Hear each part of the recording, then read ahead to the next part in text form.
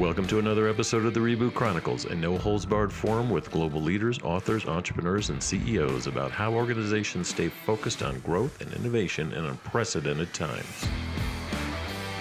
I'm your host, Dean Tobias, coming to you live from Reviv's North American headquarters in Chicago, and we would like to thank you for joining us from around the globe today. I'd like to welcome Tom Ward, Walmart's Senior VP of Product, who's driving some serious growth initiatives and partnerships that I think are pivotal to the future of the competitiveness of this retail giant. Most of you know that Walmart is the largest company in the world, with annual revenues of over $500 billion. That's with a T. I don't get to say that very often. They've got over 2.2 million employees serving about 265 million customers weekly at over 11,500 stores and e-commerce sites, of course, in about 27 countries as of today. You know, impacting top-line growth at such a vast organization like this is not for the faint of heart. It brings a whole new meaning to the overused innovation phrase that we use called at scale. But in talking to Tom, I've noticed, after 58 years with a fierce competitor in their crosshairs, it feels like Tom and his team are just getting started. So Tom, welcome to the show. And it just seems like you guys are hitting on all cylinders these days, even in the midst of a 2020 global lockdown pandemic, all kinds of other logistical issues going on around the world. So how's it going over there? Yeah, look, first off, thanks very much, Dean, for the opportunity to talk to you guys today. But I think you're right. I mean, I think it's a great compliment to hear somebody feel like we're firing on all cylinders. I think honestly, Dean, partly we feel like this is just the beginning. We're on this phenomenal journey. The landscape is changing so fast, and clearly, the last 6 to 9 months has really accelerated that change. And it's given Walmart an opportunity to truly shine and demonstrate just what we could deliver to customers using our assets and our technology and our kind of innovation to bring this business to life. So really excited about what we've done, and probably more excited about what's still to do. Yeah, you seem to have a lot of the critical frontline innovation programs going on. I mean, many of them you've already launched, so once you launch them, they're old news, even though some of them were just launched in the last few weeks, like Walmart Plus. Personally, I'm a big user of, pickup, not so much delivery with you guys yet, more of an Amazon delivery guy, but I'm sure you'll change that. You'll change my behavior. Pickup has been amazing, essential, I probably should say, during the pandemic. I've used it in multiple stores. How has that been going? I mean, my guess was you were just flooded. I know I always had a hard time getting, time slots, and now that's totally opened up. It's a different world, sitting here in October versus March. Yeah, I mean, definitely. What's funny is it feels like we've been rehearsing for something like this. Who could have ever guessed that the landscape would unfold in the way it's unfolded, this year? But honestly, we've been working hard to lay down this huge footprint of pickup convenience. And really, Dean, this is about the omnichannel focus that the business now has. We have these brick and mortar facilities that are, phenomenally distributed across the US that allow us to reach 90% of America, within, I think, 10 miles of a Walmart is the stat that you hear. And now, obviously, the closest Walmart to most customers is actually the one in their pocket. It's the app on their cell phone, and connecting those assets to that technology comes to life through pickup. And so we've been scaling this proposition, as fast as we can for the last few years. And then to your point, as we get into the COVID era that we've seen recently, man, has there ever been a time where customers need the convenience and the confidence and the safety that the proposition like pickup provides? And so, we've been really proud of how our teams have adapted to that change. I'll add another word to that: consistency. Also used as a King Soopers out in Colorado, not real consistent pickup experience. They had to stop it in the middle of the pandemic. It was just too much for them. They just pushed delivery instead. So, kudos to you. I'm sure you're just at the beginning of it. It's nice to have a footprint. Not too many other retailers have that. Walgreens, CVS, maybe. Amazon doesn't have that kind of reach. So we can talk about that in a second. But let's jump to you guys are like the king of trials and prototyping, which really probably, like you said, prepared you for this dress rehearsal that you went through for years. Walmart Plus just launched, And so tell me about how is it different from, Amazon Prime customers and the benefits they get. And Yeah, I mean, our focus with Walmart Plus is truly on the Walmart customer and the folks that are interested in saving time. And we described it. I think I love the description as like the ultimate life hack. So for a monthly fee or for an annual fee, customers can connect to Walmart in a way that really we've never given them an opportunity to do before. And so we're really excited to present. And Dean, it's just the beginning. And at the moment, as you look through the different propositions that are involved with the Walmart Plus membership, we're yeah, truly focusing on that omni-channel shopping journey. And so there's the kind of free unlimited delivery proposition that customers, need to expect and help them live their daily lives, manage their budgets, and kind of almost a set and forget when it comes to receiving deliveries from our stores. But that wasn't the only thing that was included. People are moving around a lot. Even during the pandemic, as we look to the car as being an extension of the home and the office for busy families, fuel discounts were really important, and so they were incorporated into the membership program available at Walmart gas stations, Sam's Club gas stations, Murphy's gas stations, distributed across the US. And then as you look inside the store, when we went in to understand what do customers truly need when it comes to a membership, and I mentioned the shipping and the gas, but people still shop in our stores. I think people's decisions aren't binary, Dean. Every time you launch a new proposition, I think there's a temptation to think, well, everyone used to shop in the store, and now they're going to shop for pickup, and now delivery is available, so they're going to shop delivery. But really, it depends on the situation. And when it comes to time-starved busy families, we wanted to remove the friction that customers experienced in store. And so Scan and Go is an awesome proposition as part of a membership for Walmart Plus. yeah, And so yeah, it's picture going through, right here on there your you go, phone. exactly Yeah, right. As you're going around the store, you're scanning your own items, and then you kind of checking out and leaving the store to save all that time. But equally, shopping from home and having that kind of free delivery once you've signed up to be a member is just as convenient. So it really is about choice. are you going to add other things to that benefits package? Like you've got Voodoo and all types of things. You guys have streaming music? I can't remember if you do. I mean, I think that the focus is definitely going to be to understand what does the customer want us to solve. Yep. Where are the points of friction in their life, and then how can Walmart help solve that friction? So I'm excited about what we've released. I'm excited about what we might release in the future, and the whole focus of this is going to be, what do our customers tell us? Where are they spending time that they wish they didn't, so that they can spend more time with their families? How can we help them save money using our capabilities and our footprint, and how can we truly connect the business in an omni-channel fashion, like you said, Dean, in a way that honestly most retailers just can't do. Right.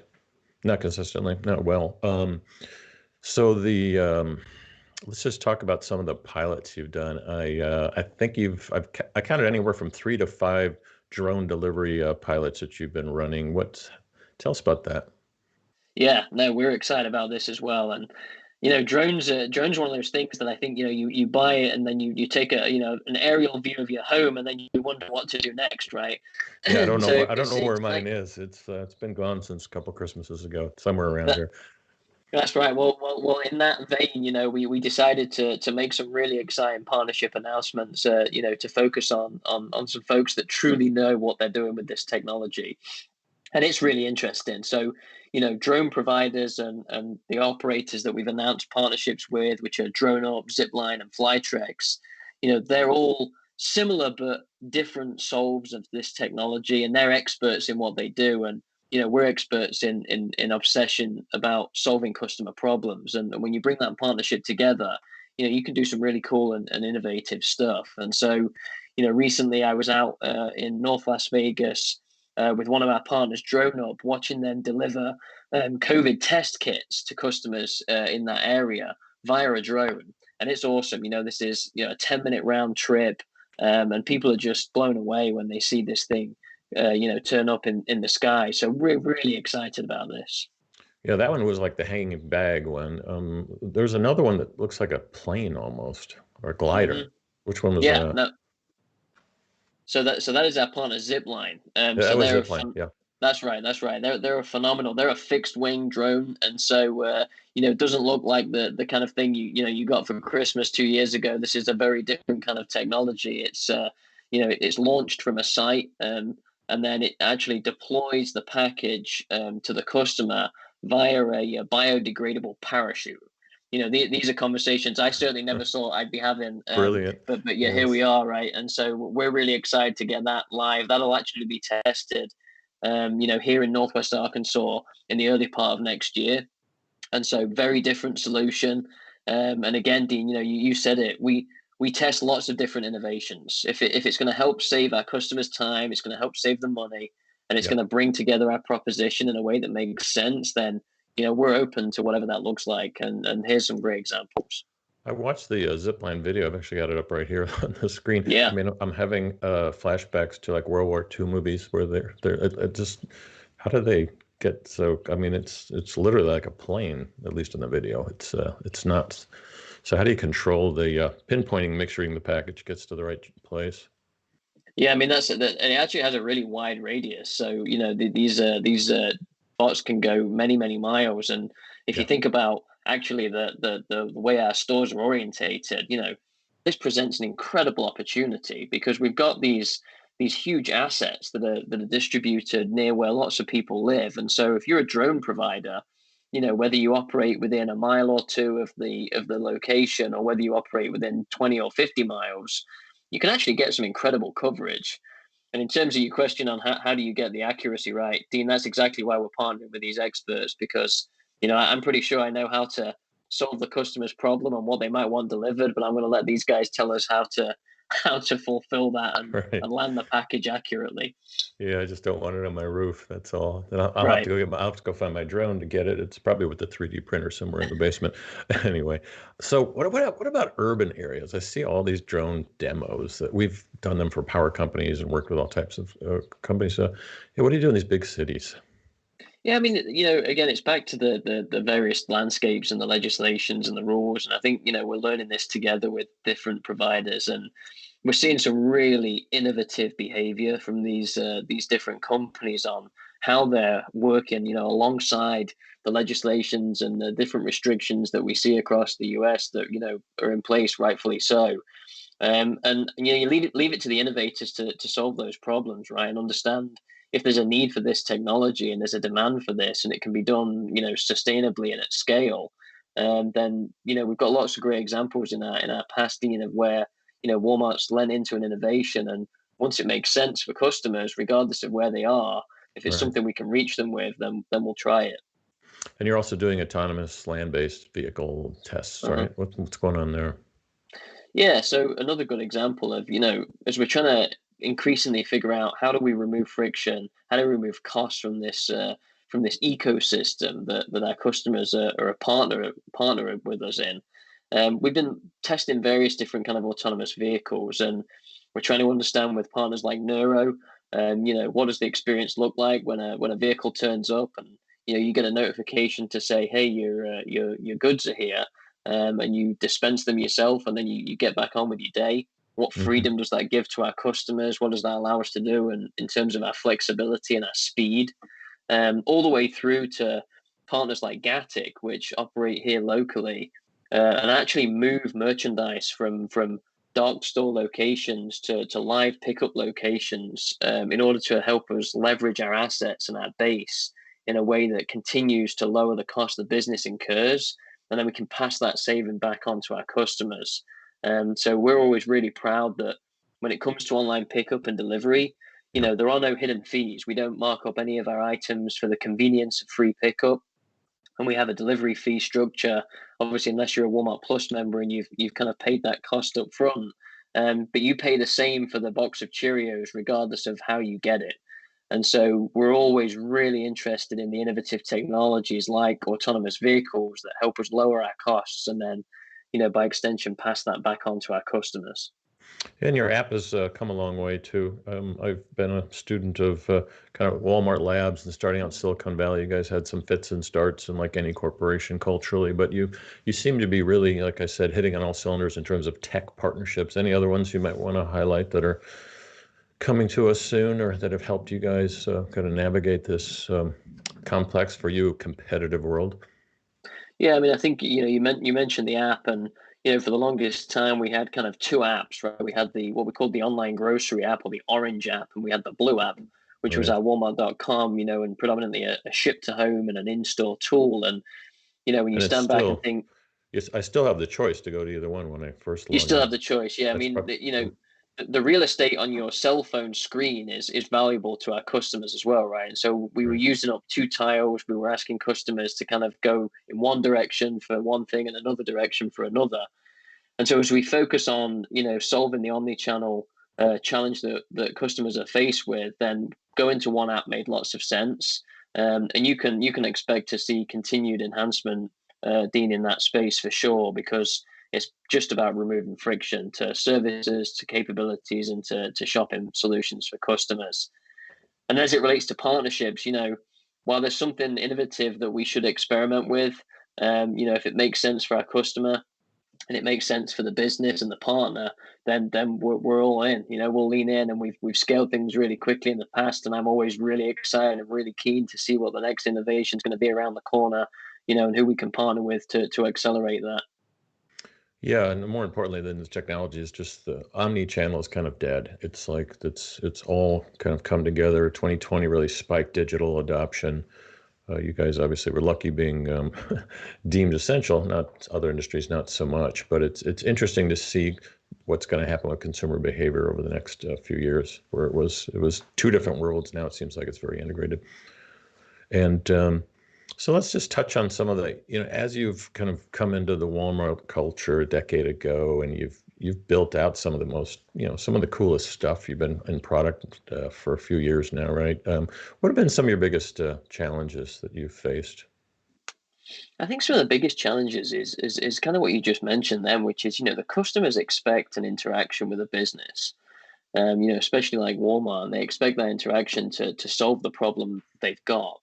They don't want to necessarily see the plumbing, right? They don't want to see the work Like, that lives behind the exactly. scenes, and you certainly don't want to display your organization to the customer through the technology. Right. And so I think one of the biggest challenges is how do you take all that away? And you know what? Quite honestly, Dean, the key to being successful, I think that we've enjoyed over the last few years has been focusing on falling in love with the problem the customer's got. Don't fall in love with the solution you have.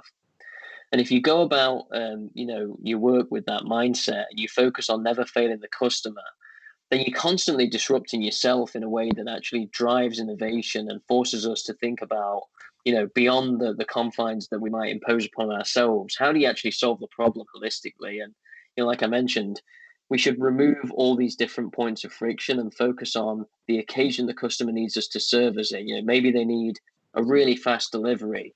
And so we'll introduce something like Express.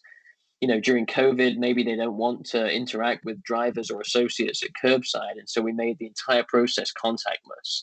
And we even gave at risk folks, as defined by the CDC during the height of the pandemic, their own pickup and delivery slot so that they could get access to the essentials that they need. Because people think about us as a brand, they don't think about us as kind of two different businesses that live under one roof. Right. Yeah, it sounds like you've learned a lot from the hospitality industry.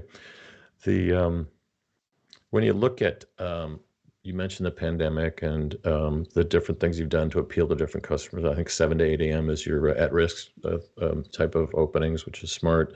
The What we've noticed, Revive has an index that tracks all the online behavior of people using different retailer and brand apps, and usage obviously is anywhere from 200 to 400%. That's old news, but the amount of integration of searches has changed. So health and wellness, and it used to be beauty and skincare were like together. Now it's like health and wellness and beauty, and supplements are tying into skincare, and people just psychologically and demographically have had much more time to like focus on themselves.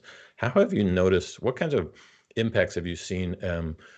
Let's just take it with your pickup service, but whichever funnel you want to use, it could be e-commerce, but the shopping cart dynamics. Some stores call it consolidated buying, where they're going to using Amazon or Walmart or Target just to get as much as they can because of the pandemic. What have we learned? Yeah, I think it's a great question, and the whole dynamic changed, and things that were once extremely valuable actually became an obstacle. Face-to-face contact during the beginning of the pandemic's a great example. Mm. You get a pizza delivered, and who'd have guessed that the good the good version would be to leave it on my doorstep and move away, right? Nice and cold, and don't let me know it's Exactly. there. But you know what? We had to then build that into our delivery. Contactless delivery became kind of a table stake, and so what was very awesome about the situation was that the solution that customers needed was crystal clear. And what's great about Walmart is that when we focus on a problem we want to solve, we can solve it really fast. And I think that's what you've seen us do. But people might have made multiple trips, and then they start to consolidate their behavior. To your point, so we basket sizes changed, and the kind of dynamics, the contents of what people wanted to buy changed. And if you were sitting becoming a teacher for the first time in your life because children are at home and they couldn't go to school, and all of a sudden you needed things that you didn't think of, like printer ink. Well, that's great. And so you mentioned this earlier. People need a pickup slot. They want a delivery window. Right. So we opened up hundreds of thousands of additional slots. And what we saw was the flattening out of people's day. So the kind of traditional spikes of, I'm driving to school, I'm driving to work, and so I'm going to do a pickup on the way back, or I'm driving home and I'm going to go to a sporting event. The spikiness of the day actually flattened out. And that gave a fantastic opportunity for us to Uh, serve customers in new ways, because Because 2 p.m. usually, became as usually we good all as show up 6 at p.m. 5 o'clock to 7, Right, right? When we're getting off work. Wow. Yeah. exactly. Interesting. And so that allowed us to open up all kinds of capacity and new ways to serve customers. And then, Dean, I mentioned Express, which is a proposition we're really proud of. I think we launched it in a matter of about 10 weeks from trial to about 2,500 locations right now. But it was a great solution for two things. One, what am I going to eat for dinner tonight? Right. So you didn't have to worry about finding slots. You could get something delivered, on that, well less than 2 hours on average across the US. And equally, how do you entertain kids, right? If people are at home, you need ink for the printer so they can do schoolwork, and then you need something that they can play with, and whether it's a sporting equipment, whether it's something that you play with outside as the weather's good, and now as we see the weather changing, board games and things like that. Well, Walmart has hundreds of thousands of these SKUs available, and often they're very close to customer. And all we need to do is solve that problem by connecting their dots and figuring out how we want those connections to be made. Yeah, it's fascinating. I mean, talk a lot about and keynotes and stuff about companies your size, and which there isn't any, but and lower, and we call them BFSs, big, fat, and slow. And Walmart and the retail industry has been notorious for the slowness. You guys have totally pivoted over the last few years. Doug, your CEO, has been pretty vocal, has done an amazing job of somehow getting agility throughout your organization. I'm sure it's not everywhere. There's some places where you want to go a little slower, but it's fascinating how quick you've moved. I mean, I remember you guys were running a trial on in-home delivery, meaning I'll go, I mean, Amazon still is playing with this, where I can get into your key lock through the phone. I can go into your Mhm. fridge, put everything away. So COVID happens, shut that down. Now we're going to do contactless delivery. But I don't think anyone understands the magnitude of scaling that to, let's just call it 10,000 doors and every zip code in America. It's a whole different ball of wax. Yeah, no, it's a really exciting opportunity. Like I mentioned, we definitely move with great speed, and I think we look at the scale, Dean, as just being what an awesome opportunity, right? To serve more people, to influence more lives, to help more situations than most people get the chance to play with. So, it's always a very humbling thing to see customers engage with the proposition.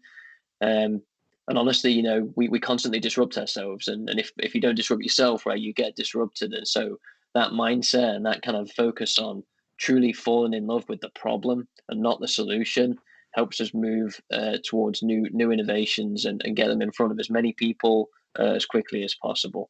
Yeah, yeah, and I think Doug rightfully identified Amazon years ago as like, hey, it helps to have a common enemy in the in the industry to go after. But you guys have really stepped up, and I just Right now this is probably the strangest Christmas season we're going to go through as a retail industry. It's like Amazon Prime Day started this week. We've got Target Deal Days, not very creative names. Walmart, I think yours is called Big Sale. I think for Black Friday, you guys have announced you're going to do deals for days, Hmm. multiple, and it feels like to me that. This is Black Quarter. It's like this is going to go on every day. So you mentioned the flattening of the day. That's interesting, but the attention span of the average consumer is I don't know if it's more open or closed, but I've found that a lot of small indie brands have been able to get into channel and get consumers' minds and mind sharing, wallet share online. So there's been an interesting acquisition strategy by smaller brands given the pandemic. But I see a very bizarre Christmas season coming up. So what's your perspective on it? Yeah, no, I think look, bizarre is probably an interesting way to think about it. But between Halloween and Thanksgiving and Christmas and what was traditionally Black Friday, Yeah. we're in for a really exciting period of time, and I think honestly it spells just good news for customers because you referenced various propositions that are coming up, and Black Friday is probably a great example, Dean, of where we went back to say, well, previously people would line up and crowd into stores one evening of the year, and during the current conditions, we want to make sure that the way that customers shop with us is safe and honestly Right. something you'd want to go out and do. And so we broke down the deals for days, and for the first time, we're going to activate curbside pickup for those deals. So, multiple events, which helps customers plan, helps us spread out the way that they think about the different occasions. Maybe it's a TV, or maybe it's a piece of apparel, maybe it's the hottest toy, whatever it is that you're going to be excited to get at a great price. And then how do you get it safely and in a way that maybe you can do it from the couch, right? If Right. people are staying at home during that period of time, we don't know what Thanksgiving dinner is going to look like this year. Maybe it's going to be over Zoom and distributed, or maybe people will be together in different situations. But if you can secure those hot items and then pull up outside our store and have us load them into your trunk, then that's probably an awesome way to engage. And then equally, Much more civilized too. well, equally, we've got the in-store events as well. So there's definitely lots to be excited about, and it gets me excited to think about all the different solutions that I'm really confident we're going to be able to bring together, so that regardless of how you want to shop, this holiday season, I'm confident we're going to have the best prices and the best assortment, and we're going to get it to you in the way that makes most sense for you as a customer. Yeah, it's almost like another rapid beta test. I mean, it was. I was going to ask this question before, but you kind of just answered it. It's like how with omnichannel dead. And I mean that in a good way, meaning people are just doing it instead of us talking about it. It's just seamless. When people come to do pickup, typically they pick up and they leave quick. It's like it's a great experience. But how do you actually change that behavior when things loosen up? To yeah, I know you came in to pick up, but and maybe getting them to come back in the store, doing both on the same journey. You thought that one through? Yeah, I mean, I think the key is to just focus on what's the occasion you're solving for. And Mm, so, you made the great point. There's various things we've built out through the technology with pickup, over the years. So live tracking. So at the moment, we ask, customers, if you check in on your way to the store, you actually give like a virtual heads up. And so maybe Dean, your pickup window is between 1 and 2 o'clock, but if you leave the house at 1:15 and tell us you're on your way, we actually take that signal, and our personal shopping team then say, hey, Dean's on his way, let's consolidate the order, so that when you pull in, we're ready for you. As things have become more busy, yep. lots of cars sit outside those stores. And so then when you arrive, we have what we call curbside check-in. And so you'll pop up and say, hey, I'm in spot 7 and I'm driving a white vehicle, if we didn't know what sort of car you'd driven, and then we'll remember that about you in the future, so that as you pull in, somebody's walking towards you with the thing that you ordered. Because the reason people use that solution is to save time. Right. So we don't want to mess with that. We want to make sure that you get to save the time. But equally, the shopping experience inside our stores is phenomenally exciting. We've released some recent kind of updates to how we're thinking about making that seamless design that you referred to earlier as kind of omnichannel as table stakes. So it's really about solve the problem you've got. And the app's actually going to play a leading role in our physical shopping experience as well, whether it's about navigation, whether it's about Scan and Go, Walmart Pay, all the things that help remove pieces of friction that traditionally slowed you down, regardless of the channel that you select. Right. It's brilliant. Tom, I really want to thank you for coming on. We appreciate it. Maybe just to close out, let's just talk a little bit about retail trends. Typically, we ask like for some personal advice, but I'm more excited about your brain about what's coming up next. What are we going to see over the next couple of years in retail trends Look, I think that you're excited about anyway? I'm not going. I can speak. I'm excited about lots of things, Dean. But I'm going to try and narrow that down. Which is, I think, what this year has taught us is that the convenience wins every time, right? And if you can save customers money, you can do it in a way that is ultimately the most convenient way. The customer rewards you with their business, and the business keeps getting to innovate for the customer as in return. So I think we're going to see a rapid acceleration in an expectation of convenience, and I think it's going to blur the lines. I think it's not going to be good enough to just be really great in one section, physical retail, or really good at shipping products to home. Customers want to do both, and they want to engage in every channel that you present to them. And so now, what's the innovation that's going to help you do that, right? And who gets there first, and who can connect those dots the best? But I think convenience. I think it's going to be a huge lift in speed and convenience as a focus. Yeah, well said. You've been listening to Tom Ward, the Senior VP of Product at Walmart, and we wish you a great holiday season, and we'll talk to you soon. Thanks for coming on. Thanks very much, Dean. Cheers.